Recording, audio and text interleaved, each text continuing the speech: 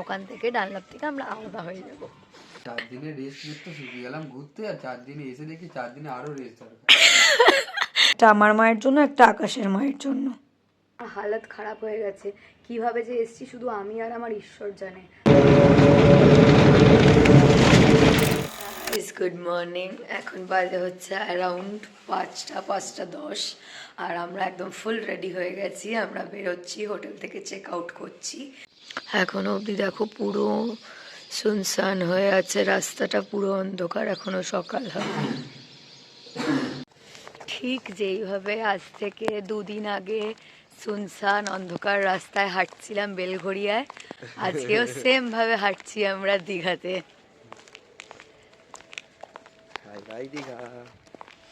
কষ্ট হচ্ছে তো চলো, এই মুহূর্তে রওনা দিয়ে দিয়েছি, বাস চলে এসেছে। রওনা দিইনি এখনো, রওনা দিয়ে দিচ্ছি, পাড়ি দিচ্ছি কলকাতা। আমরা আপাতত দীঘার ডিপোতে চলে এসেছি। এখান থেকে বাসটা ছাড়বে এসবিএসটিসির, এখান থেকে আমরা যাব। এখান থেকে বাসটা অ্যাকচুয়ালি আমরা যেরকম বেলঘড়িয়ার থেকে এসেছিলাম, বেলঘড়িয়ার বাস কোনো সকালে নেই, দুপুরবেলা সব বেলঘড়িয়ার বাস। তো এখান থেকে আমরা যাব হচ্ছে ডানলপে, ওখান থেকে ডানলপ থেকে আমরা আলাদা হয়ে যাব। সো ফাইনালি বাস ছেড়ে দিয়েছে, এখন যাচ্ছি আমরা।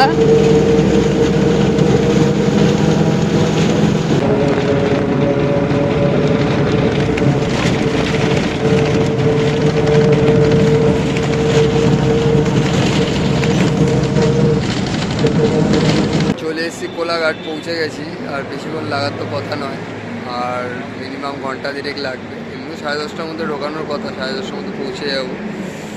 এখন বাবাই একটুখানি বসে আছে, একটা বাদাম কিনেছে, আর আমি দাঁড়িয়ে আছি একটু কোলাঘাটে। সো আমি বাড়িতে পৌঁছে গেছি। ডানলপ, আমাদের বাসটা ডানলপে নামালো আমাদেরকে। ডানলপ অবধি তো আমরা একসাথে আসলাম, তারপরে ডানলপের থেকে আমি বাড়িতে একাই আসলাম। তো এত লাগেজ টেনে, এত বিশাল ভারী ব্যাগ একটা, তার উপরে আবার একটা বিশাল ভারী প্লাস্টিক হয়েছে। তো যাওয়ার সময় অ্যাকচুয়ালি এতটা বেশি অসুবিধা হয়নি, কারণ দুজনের ব্যাগে আমরা হাফ হাফ করে ঢুকিয়ে দিয়েছিলাম আমার জিনিসগুলো, ওর জিনিস সব মিলিয়ে মিশিয়ে। বাট এইবার আসার সময় বেশি ভারী হয়ে গেছে, যেহেতু যাওয়ার সময় আমরা একসাথে গেছিলাম আমাদের বাড়ির থেকে, বাট আসার সময় আমরা যেহেতু আলাদা আলাদা আসবো, তাই জন্য আমার সব জিনিসপত্র আমি একটা প্লাস্টিক আর আমার ব্যাগে সব ঢুকিয়ে নিয়ে চলে এসেছি, যেটার জন্য খুব বেশি ভারী হয়ে গেছে। তো ওই জন্য ডানলপ থেকে বাড়ি অবধি আসতে গিয়ে আমার হালত খারাপ হয়ে গেছে, কিভাবে যে এসছি শুধু আমি আর আমার ঈশ্বর জানে। থ্যাংক গড যে আমি বাড়িতে সাবধান মতন পৌঁছে গেছি। এখন আপাতত মা আমাকে চা দিয়ে গেছে, তো আমি চাটাকে খেয়ে তারপরে একদম ফ্রেশ হয়ে নেব ভালো করে। Hi guys, good afternoon. So বাড়িতে এসে আগেই আমি 2 ঘন্টা একদম ভালো করে ঘুমিয়ে নিয়েছি, একদম ফ্রেশ ফিল হচ্ছে এখন।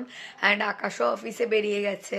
সো লাঞ্চে আজকে আছে হচ্ছে ভাত, মিক্স সবজি দিয়ে ডাল, এটা হচ্ছে চিংড়ি মাছ ভাজা, আর এটা হচ্ছে আলু বাঁধাকপির একটা তরকারি। ও এই 2-3 দিন তো প্রচুর অনিয়ম হয়েছে, তাই জন্য ভাবছি যে আমি এখন একটু ফেস প্যাক লাগাবো, কারণ মুখটা একটু ট্যান হয়ে গেছে। যদিও বা আমি এই 2-3 দিন একদম পারফেক্টলি স্কিন কেয়ার করেছি, কোনো স্টেপ আমি মিস করিনি স্কিন কেয়ারের মধ্যে, তো ওই জন্য স্কিনটা অনেকটা কম ড্যামেজ হয়েছে।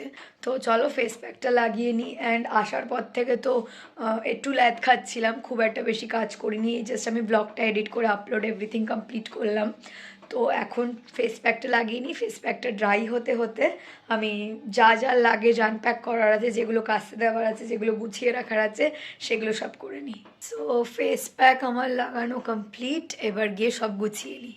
সো ফেস প্যাক ড্রাই হয়ে যাওয়ার পরে ভালো করে ওয়াশ করে নিয়েছি, অনেকটা বেশি ফ্রেশ ফিল হচ্ছে। অ্যান্ড আমার গোছ কাজ করাও অলমোস্ট কমপ্লিট, 70% কমপ্লিট ধরে নাও, আর 30% করলেই আমার ফুল একদম কমপ্লিট হয়ে যায়। কি তোমাদেরকে বললাম সকালবেলা যে অনেক কষ্ট করে আজকে আমি বাড়ি পৌঁছেছি একা একা। ইভেন কি রাস্তায় আমার অ্যাঙ্কলেটটা পর্যন্ত খুলে পড়ে গেছিলো, অটোর থেকে নামার সময় আমি অ্যাকচুয়ালি এত লাগেজ ছিল আমি উল্টে পড়ে গেছিলাম। তো তখন অ্যাঙ্কলেটটা আমার পায়ের থেকে খুলে পড়ে গেছিলো, একজন দাদা আমাকে হেল্প করলো অ্যান্ড অ্যাঙ্কলেটটাও তুলে আমাকে দিল।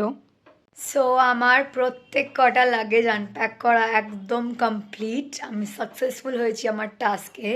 এবার আমি তোমাদেরকে দেখাবো যে আমি 2 মায়ের জন্য কি গিফট কিনেছি আর আকাশ আমাকে কি গিফট কিনে দিয়েছে।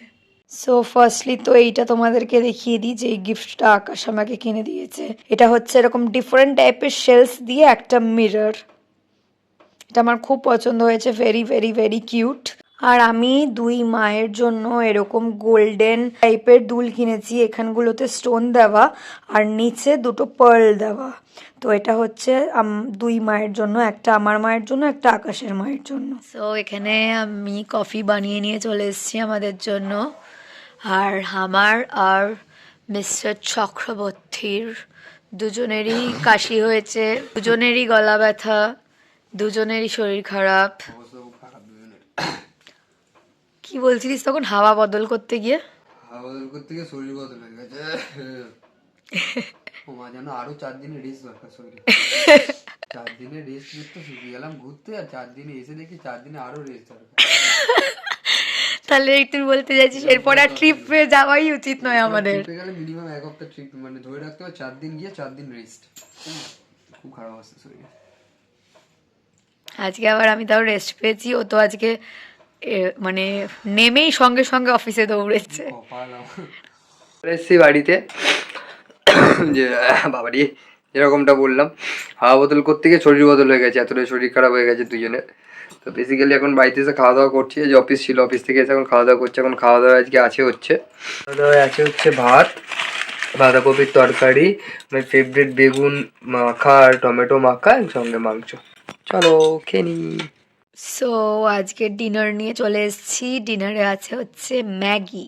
হাই গাইস, সো আজকের মতন ব্লগটাকে এখানেই এন্ড করছি। যদি ভালো লেগে থাকে then please do like, comment, share and subscribe to our YouTube channel and don't forget to follow us on Instagram as well as Facebook. আবার খুব জলদি একটা নতুন ব্লগ নিয়ে দেখা হবে। বাই।